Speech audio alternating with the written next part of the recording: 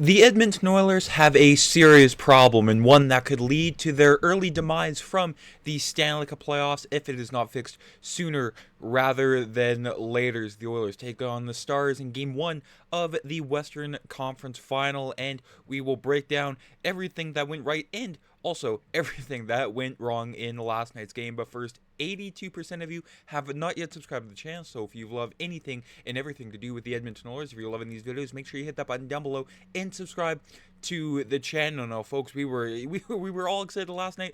Oilers Stars, a rematch from last year's Western Conference Final. Both teams with a chip on their shoulder, both trying to get revenge in different ways. But the Oilers, unfortunately, are undisciplined as they drop Game 1 of the Western Conference Final to the Dallas Stars by a score of 6-3. You can see that there. Dallas leads the series 1-0. We all expected the Oilers, like I said in previous videos, not a very strong Game 1 record for the Oilers in the McDavid era, something like 4-12. But, they sort of stepped up their act in the past couple series, but not last night, as they, of course, just dropped this one in a very interesting manner of things. In the first period, Leon Draisaitl kicked off the scoring there, beating Jake Oettinger on the blocker side, making it 1-0 before a miscue also by Leon Draisaitl there at the blue line. Tyler Seguin picks it off and scores on Stuart Skinner there on the breakaway. Just a very quick shot there, didn't allow Stuart Skinner to sort of react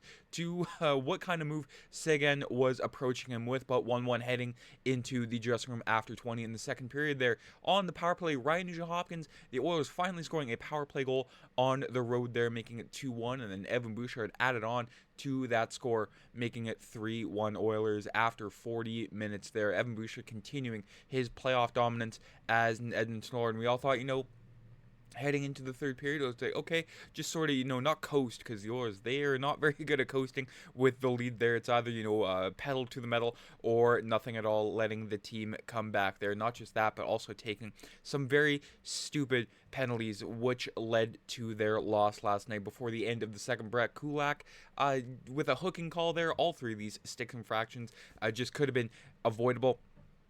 But here we are, three grizzled vets on the Oilers, and all three making rookie mistakes there. Brett Kulak with the hooking call. The Oilers did kill off half of that before the Dallas Stars scored, and then Corey Perry and Evander Kane taking, again, just two very stupid penalties there. We all thought, Matt Duchene sold the Evander Kane high stick there, but you can clearly see, yeah, he did catch Matt Duchene very narrowly there. I thought, Duchene sold the call by snapping his head back, but just taking a look at that, yeah, you can see just careless play by Evander Kane, a very, out of, character for Evander this playoffs, I should say. Every other era of Evander Kane, yeah, you'd expect that, but, the way he's been playing since he came back from his injury, a lot smarter, a lot more calculated. But last night, that was just not one of his finer moves there, and those three penalties led to 5 unanswered Dallas goals there from Miro Heiskanen and Mikael Granlund, Matt Duchene, Tyler Seguin, and Esa Lindell, putting it into the empty net last night. The Oilers' depth was the main key factor heading into this series. Comparing that to Dallas's depth, where it's pretty much Rupe Hintz and Mikko Rantanen, but you can see there a whole horde of Dallas Stars making their name known on the scoreboard there. So the Oilers, the penalty kill and letting Dallas's depth creep back into this series is not a recipe for success there. And then from Stuart Skinner, just his mindset after the game, just his thought in net there and on the PK goals have been going in a little bit differently and in different ways. It's a different series, so they show us other things, and tonight a little bit of the east to west stuff kind of got us into trouble. I know that first goal from the point that I should have looked on the right side a little quicker. The goal there by Miro Heiskanen, it was a double screen, but Stuart Skinner has to make himself look bigger in the crease there, because traffic in front of the net is always going to happen. That's a goal, and momentum's on their side, so just little things like that. But as a penalty kill unit, it's been up and down right now, and it was the first time the Oilers have allowed 3 power play goals in a period of a playoff game since Game 2 of the 1992 Smythe Division Final against the Vancouver Canucks. And just taking a look at the game stats here from Sportsnet, the Dallas Stars, just narrowly taking the shots on goal counter 28-27, hits 46-36. The Oilers making themselves known on the physical side of things, but the power play plays is where the Oilers lost this game, only going 1 for 3 on their 3-man advantages. Meanwhile, Dallas making the pay by going 3 for 4 on all 4 of their power play opportunities there. Just, stupid, careless mistakes. 6 minutes cost the Oilers this game last night, and their penalty kill percentage isn't getting any better as it dropped now to 62.2%. They are the second worst, and they are the worst out of the 4 remaining teams in the Stanley Cup playoffs by a very wide margin there. So something has to give for these Oilers. Certainly can't be that bad all series long, right? But who knows? Let's hope Knoblauch and Paul Coffey sort of just, get this group back together there. We can talk about the personal changes from last year's penalty kill to this year. Of course, no guys like Warren Foegele, Ryan McLeod, so on and so forth, and especially no Mattias Ekholm, still out, and he's confirmed to be out for Game 2 tomorrow night on Friday night there, Game 2. So for the Oilers, you can talk about personnel changes, but really it's just a basic fundamental mindset of just, playing some very, very tight hockey. And the Oilers have certainly lost that plot along the way here, but hopefully they can get it back. But I mean, 5-on-5, we can talk about the negatives, but we can also talk about the positives. If it wasn't, 5-on-4, the Oilers dominated this game according to the Money Puck deserve to win meter, not just the deserve to win meter, but also in my eyes as well, the basic eye test, trying to find a balance between these two. But the Oilers, that first line, of course, the Hyman, McDavid, and Nugent-Hopkins line just dominating Dallas all night long. But it's just a shame the Oilers always found themselves into the box in high pressure situations. Here you can take a look at the natural stature chart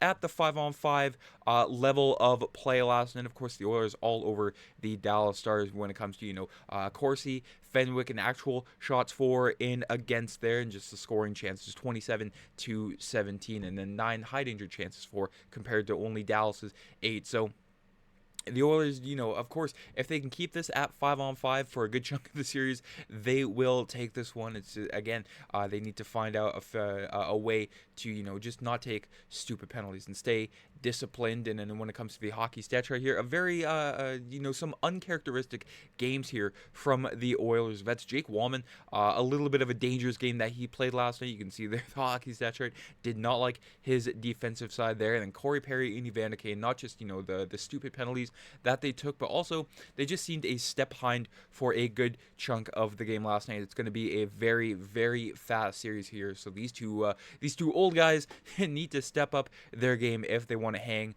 with the big boys here. But Ryan Nugent-Hopkins, Draisaitl, McDavid, Nurse, all the names that you expect at the top are at the top there. So it's not like everybody had a poor game. It was just a key few and the PK.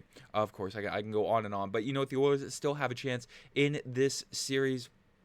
It's not over until you lose on home ice, and the Oilers aren't on home ice until Sunday afternoon there. But just taking a look at the individual stats here, you can see, of course, like I said, Nugent-Hopkins, Hyman, McDavid, that top line all over the Dallas Stars last night. And then you sort of drift towards the middle. The top 6 was fine, but it was the bottom 6 that were just caved in there. You can see Evander Kane on for 10 shots against last night against the Dallas Stars. Not to mention, a guy like Troy Stecher, who struggled a little bit last night. The Dallas Stars were targeting him all night long here, so we might see, a guy like Ty Emberson come into the lineup. It all depends on the health of Mattias Ekholm there. So lots of question marks for the Oilers, lots of stuff to work on. So they obviously know there are a lot of things they need to work on before Game 2, and not just before Game 2, but just adjusting in Game 2, everything that is going on around them there. And then Stuart Skinner says, this team can be a lot better. We let our guard down for 5 or 6 minutes and got into some penalty trouble. They were coming out hot. Momentum shifted for them in that moment, and obviously it bit us. It's something for us to learn from, myself included, and we will get better from there. Now let's just talk a little bit about Stuart Skinner. I mean, he wasn't the main reason the Oilers lost last night, but he could have been a little bit better. Their goal saved above expected at 2.47 last night for Stuart Skinner, and it seems to be like you get all or nothing with this guy. An 800 save percentage an 821, 833, and then the two back-to-back shutouts against the Vegas Golden Knights, and then back to an 815. So again, it's either a shutout or nothing with this guy. So a bit of a wild card for this Oiler team, but he always seems to lock in after game 3, games 4 to 7. His record, his save percentage, goals against average, all of his advanced stats are much better in those games than games 1 to 3, which is weird. I'd like to see the signs behind that, but with Stuart Skinner, again, it is all or nothing with this guy. But Leon Draisaitl, he kept it short, sweet, and simple last night, saying we got to be an awful lot more mature than that. And, truer words have never been spoken. Draisaitl and McDavid, it was a shot at the end of the game, the 1,000-yard stare from the both of them, thinking, well, we got to take matters into our own hands yet again. But for the Oilers, you know what? I'm talking like they just, lost the series last night, but there's still lots of hockey to be played. But they're back at it again tomorrow night at the American Airlines Center against the Dallas Stars. Some good old Friday night hockey under the lights in Dallas there. But with Kris Knoblauch says, you know what, there's a lot of hockey left to be played. You always think you figured it out, and then you get humbled in a hurry. Did we think we would come in here and win 4 in a row against this team? Absolutely not. We knew it was going to be a hard, long series. We'll just have to recover and have a good start to the next game. And as I mentioned, tomorrow night, 7 o'clock Central, 6 o'clock Mountain on Hockey Night in Canada, the Oilers in Stars set for battle once again. That is it for today's video. Let me know down in the comments what you thought about last night's game. What did you love? What did you not like? I'm very curious to see what you all have to say. And if you haven't already, make sure you subscribe here to the channel for any and all Oiler news. Have yourselves a fantastic rest of the day, everyone. Let's go Oilers. I mean, we're down 1-0, but this team, in the last 9 series that they trailed, they've won 8 of them. So lots of stats to take from this one, but take care. I'm Matt.